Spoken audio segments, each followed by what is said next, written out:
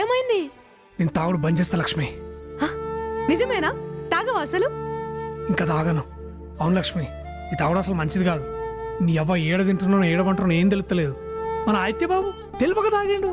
మబ్బులో పోయి వెంకటలక్ష్మి పక్కన పడుకున్నాడు. గది చూసిన వాళ్ళమ్మ కనకదుర్గ మొత్తం తప్పు పట్టింది. అయినా ఆ కనకదుర్గకైనా సిగ్గుండాలిగా. తన కొడుకు ఎట్లాంటోడో తెలియదా? ఇప్పుడేమో ఆ వెంకటలక్ష్మితో రెండో పెళ్లికి పట్టుబట్టే.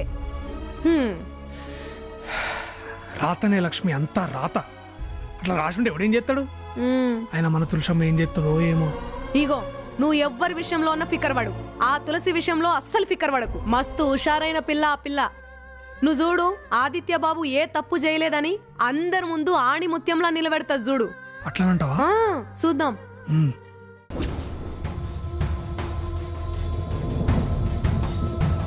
రాహుల్ ఎక్కడున్నాడో ఎలా కనిపెట్టాలి? నిజం ఎలా చెప్పించాలి? అవతల పెళ్లికేమో టైం దగ్గర పడిపోతుంది. ఇటు చూస్తే రాహుల్ ఆచూకీ తెలియడం లేదు. ఏం చేయాలి? ఎలా ఈ పెళ్లి ఆపాలి?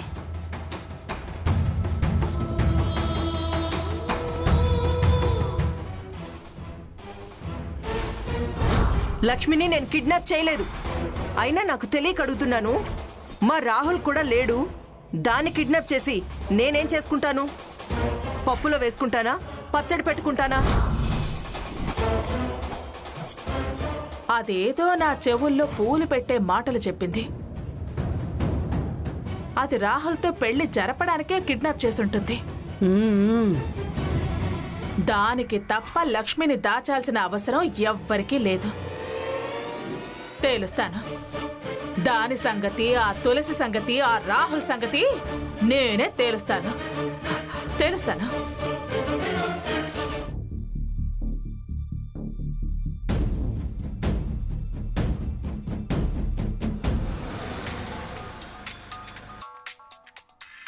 అబ్బో దుర్గమ్మ, చెప్పమ్మా.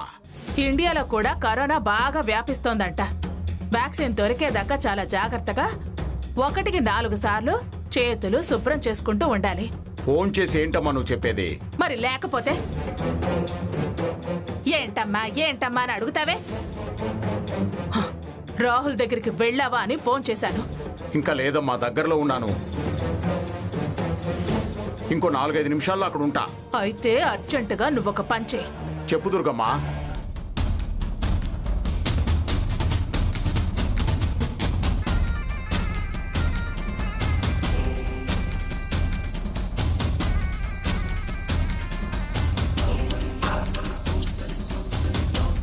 అలాగే, ఓకే అమ్మా.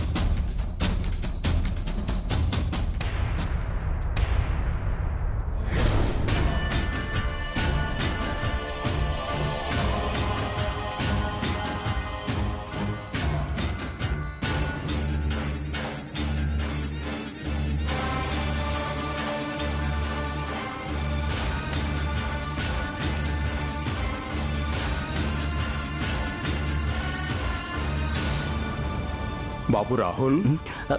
నమస్తే అంకుల్, కూర్చోండి. నమస్తే. కూర్చో కూర్చో కూర్చో కూర్చో. నువ్వెంత మంచివాడి బాబు. పెద్దలకు ఎంత గౌరవం ఇస్తున్నావు. ఆ ఆదిత్య ఉన్నాడు, గతంలోనూ పలకరింపు లేదు, ఇప్పుడు పిల్లనిస్తున్నానని లేదు. కోపంగా చూడడమే గాని ఒక్కసారి కూడా హలో అంకుల్ అనలేదు. మోసం చేసే వాళ్ళకి మర్యాదలు ఏం తెలుస్తాయి? కరెక్ట్గా చెప్పావు. అయినా ఇప్పుడు వాడి గురించి అనవసరం. వీడి పేరు రమేషు. వీడిది మా మంగళగిరే. మా దుర్గమ్మకి నమ్మిన బంటు. మా అమ్మ దుర్గమ్మ గారు, ఆవిడే నాకు బతుకు పెట్టింది. ఆమె కోసం నా ప్రాణాలైనా ఇస్తాను. అదే భక్తి, అదే విశ్వాసం, అదే కృతజ్ఞత. ఇప్పుడు ఇక్కడ నీకు తోడుగా ఉంటాడు. ఏ అవసరమైనా తను చూసుకుంటాడు. ఏ పని చెప్పడానికైనా నువ్వు మొహమాట పడకు, సరేనా? అమ్మాయికి అర్జెంటుగా ఈ విషయం చెప్పాలే. అమ్మాయికా? ఏ విషయం?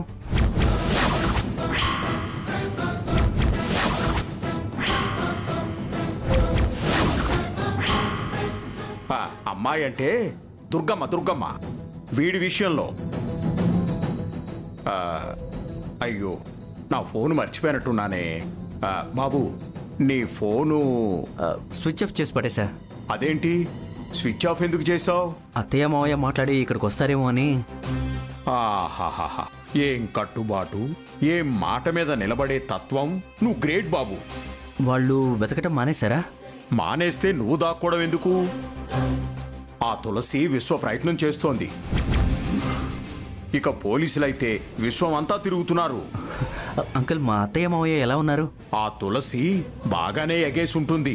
వాళ్ళు నీకోసం వెతుకుతున్నారట, దుర్గమ్మ చెప్పింది. ఓ అలాగా.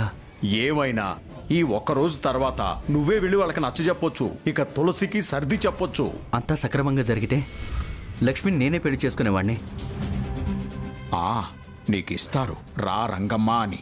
మొహం చూడు, మొహం ఏముందనిస్తారా నీకు? సరే బాబు, నువ్వు చేతులు కడుకుని రా బాబు, టిఫిన్ చేద్దు గాని. వెళ్ళరా బాబు గారి చేతుల మీద వెళ్ళిపోయి వెళ్ళు.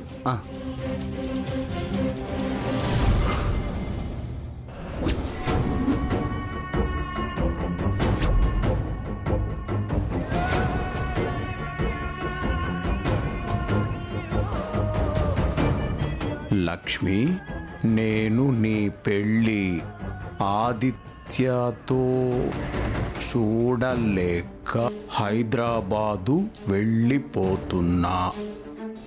ఎప్పుడొస్తానో తెలీదు.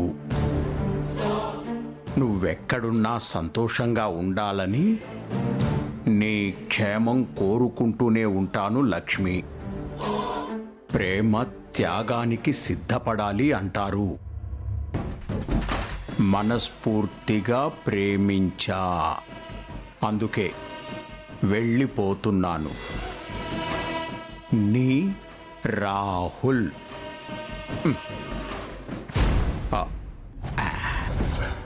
అమ్మయ్యా, దుర్గమ్మ చెప్పిన పని అయిపోయింది. దా కూర్చో. రా బాబు, టిఫిన్ తిను. జాగ్రత్త బాబు. రే రమేష్, బాబు గారిని జాగ్రత్తగా చూసుకో. వస్తాను బాబు, వస్తాను.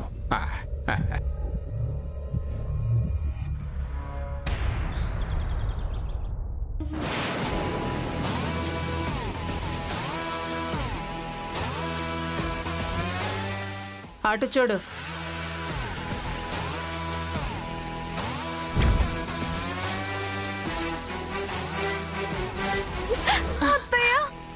లక్ష్మి, లక్ష్మి, ఊరుకోమ్మా, ఊరుకో, ఊరుకో. ఏంటి, ఏం జరిగిందో చూస్తున్నావుగా?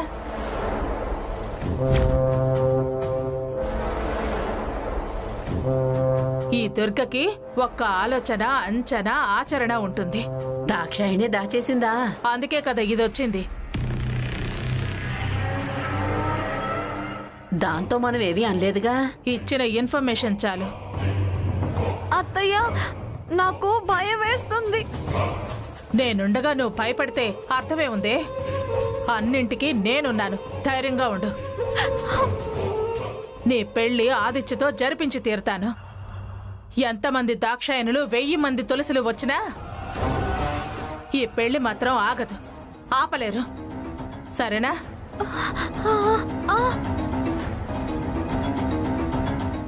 ఏమైందమ్మా? ఎందుకు లక్ష్మి ఏడుస్తోంది? నాన్న, నీకేం తెలీదా? తెలిస్తే ఏమైందిరా అని, ఎందుకు ఏడుస్తుందని ఎందుకు అడుగుతానమ్మా? అక్కడ సిస్టర్స్ ఉన్నారు, పంపిస్తే అర్ధగంటలో పర్ఫెక్ట్ గా వస్తారు. లక్ష్మిని చూసుకోవడానికి నేనున్నాను కదా. కాస్త వెళ్ళిరా రంగమ్మత్త.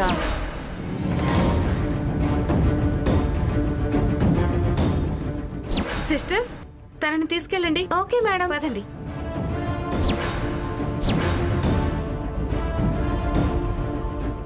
అమ్మో అమ్మో, ఎంతగా తెగించారు. వాళ్ళు తెగించినా ఆశించినా జరిగేది ఏమీ లేదు నరసింహ.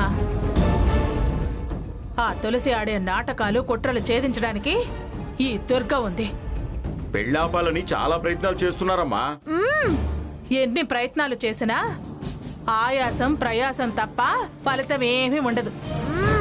ఈ పెళ్ళైపోని తర్వాత చెప్తాను వాళ్ళ సంగతి. జరక్క ఎందుకు ఆగుతుందమ్మా? దేవుడు మన పక్కున్నాడు, ఆ రాముడు కూడా మన పక్కే ఉన్నాడు. ఉండాలి, ఉండి తీరాలి, అంతే అంతే. ఇందులో మార్పే ఉండకూడదు.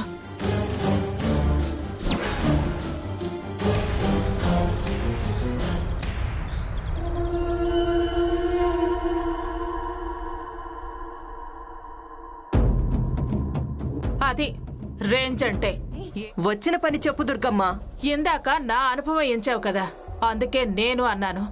బా విషయం విషయం చెప్పు దుర్గక్క. శుభవార్త చెప్తామని వచ్చాను. శుభవార్త? మరే, మీ మేనల్లుడి మీద నిందలు వేసి దాని మొగుడు తప్పు వీడి మెడకి కట్టాలని చూస్తే వాడు పాపం భయపడి పారిపోయాడు కదా.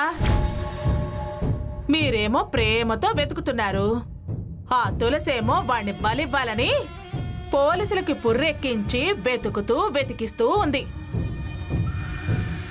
అడ్రస్ చెప్పి నీకు ఆ శ్రమ తగ్గిద్దామని వచ్చాను. వాడి అడ్రస్ నీకు తెలుసా? అందుకేగా నేనొచ్చింది. ఎక్కడున్నాడు దుర్గమ్మ? హైదరాబాద్లో.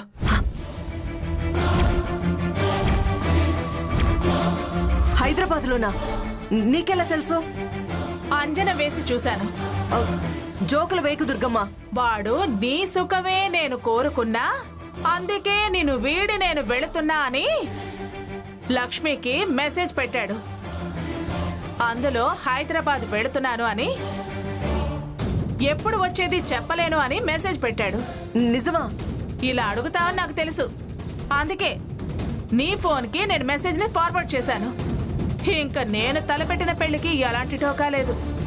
కానీ మీరే సొత్తు ఒక దగ్గర ఉంటే వెతుకులాట మరో దగ్గర ఎందుకు, శ్రమ తప్ప ప్రయోజనం ఉండదు అని చెప్పి వెళదామని వచ్చాను.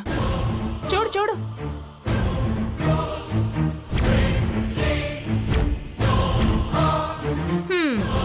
మీ వాడు దాన్ని అంతగా ప్రేమిస్తున్నాడని నాకు తెలీదు. లేకపోతే వాళ్ళ పెళ్లి నేనే ఎప్పుడో జరిపించుండేదాన్ని. వాడి పెళ్లి బాగానే చేసావుగా. అప్పుడు ఈ విషయం నాకు తెలీదు. నువ్వు దాన్ని దాచి కీడు తలపెట్టినా నేను నాకు తెలిసింది నీకు చెప్పి మేలు చేద్దామని వచ్చాను. నీ మేలు వెనకాల గూడు పుట్టాన్ని నాకు తెలుసులే దుర్గమ్మ. నువ్వు ఎన్నెత్తులు వేసినా తెలియని లక్ష్మి జాడ నేనెలా చెప్తాను? సరే, తెలియదాని నువ్వెలా చెప్తావులే. నేను మాత్రం అంత పిచ్చిగా ఎలా చెప్తాను? వస్తాను, పదరంగమ్మత్త.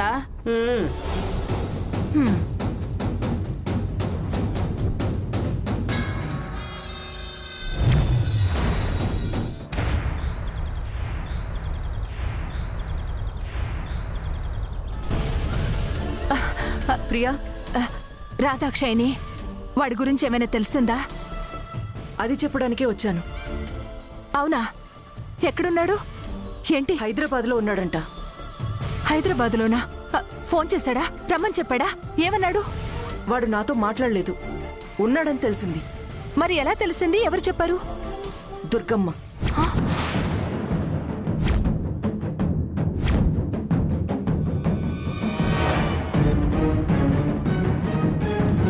వదినా? తనకెలా తెలిసింది? వాడు లక్ష్మికి మెసేజ్ పెట్టాడు. రాహుల్ లక్ష్మికి మెసేజ్ పెట్టాడా? ఏంటి? రాహుల్ మెసేజ్ పెట్టాడా? ఎవరికి? ఎప్పుడు? దాక్షాయని చెప్పిందే. ఏంటత్తయ్య, రాహుల్ ఎవరికి మెసేజ్ పెట్టాడు? ఆ విషయం నీతో ఎవరు చెప్పారు? ఇందాక మీ అమ్మ మా ఇంటికి వచ్చింది. దుర్గా? అవును, తనే వచ్చి అడ్రస్ చెప్పి నీకు ఆ శ్రమ తగ్గిద్దామని వచ్చాను. ఎక్కడున్నాడు దుర్గమ్మ? హైదరాబాద్లో.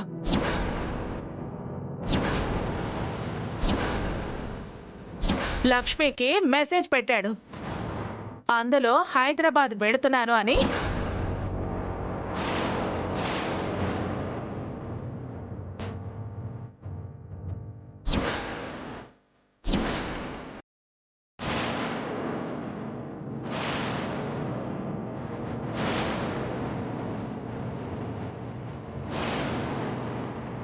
వెతకడం అనవసరం, ఆయాసం తప్ప ప్రయోజనం లేదు.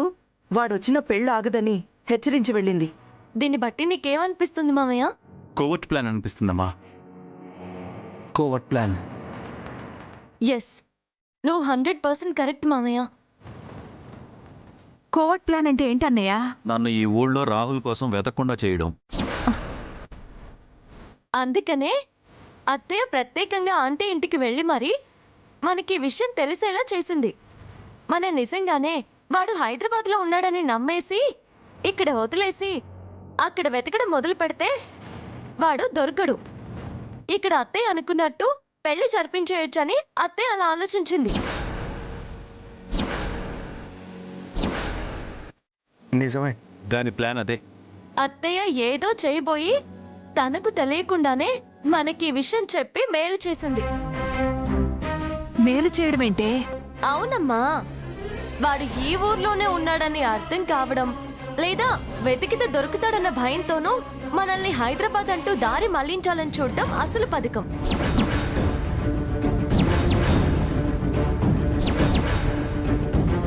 ఇప్పుడు మనం ఇక్కడ వెతకడం ఎక్కువ చేయాలి. ఎలాగైనా రాహుల్ని పట్టుకోవాలి. దుర్గమ్మకి రాహుల్ జాడేమన్నా తెలిసేమో అనిపిస్తుంది. తెలిసినా తెలియచ్చు. వాడు కనపడకుండా ఉండడంలో ఆవిడ హస్తం ఉన్న ఆశ్చర్యం ఏమీ లేదు. నేను తెలుసుకునే ప్రయత్నం చేస్తానమ్మా. మామయ్య, ఆ విషయం నాకు వదిలే. నేను ఆ నరసింహన్ సంగతి రాహుల్ సంగతి చూసుకుంటాను. నువ్విందాక అత్తే మెసేజ్ చూపించింది కదా, దాని సంగతి, ఆ ఫోన్ ట్రేస్ చేసే సంగతి చూడు. పదబావా, ఆ సంగతి ఏంటో మనం తేలుద్దాం. అంతకన్నా ముందు అసలు అత్తే పథకమేంటో ఆ నరసింహం వ్యవహారమేంటో అక్కడికి వెళ్ళి తేలుద్దాం. అత్తయ్యతో గొడవ పడితే, తను ఆవేశపడితే ఏదైనా ఆధారం దొరకొచ్చు. పద తులసి, పద నాన్న. నిజంగా వదినకి తెలుసంటావా? తెలుసో తెలీదో వెళ్ళి కనుక్కుంటాం. ఓనిలేవే, గొడవలెందుకు? లేదత్తయ్య, ఏదో మెసేజ్ అంటున్నారుగా, అదేంటో రాహుల్ ఏ నెంబర్ నుంచి పంపాడో అన్ని వివరాలు తెలుస్తాయి కదా, దాన్ని బట్టి ఫోన్ ట్రేస్ చేయొచ్చు. You're right. పదండి వెళ్దాం. రండి. రా. ఆదిత్య ఇంట్లో ఎక్కడ కనిపించట్లేదే. అయితే జంప్ అన్నమాట. జంప్ ఏంటే జంపు? ఇందాక ఆ తులసి ఇక్కడికి రావడం చూశాను. అది వీళ్ళ అనంత పని చేసిందా? ఆదిత్యం తీసుకుని పారిపోయిందా? అదే జరిగితే ఇంతమంది బంధువుల్లో నా పరువేం కావాలి? ఇచ్చిన మాట ఏం కావాలి? లక్ష్మి బతికేం కావాలి? దానికి పిన్నికి నరసింహకి ఏం సమాధానం చెప్పాలి? నేను నలుగురిలో తల ఎలా ఎత్తుకోగలను? మొదటికే మోసం వచ్చేలా ఉంది. తలంచుకుని ఎలా బతకగలను? పరువు పోయిన తర్వాత ప్రాణంతో ఉండగలనా?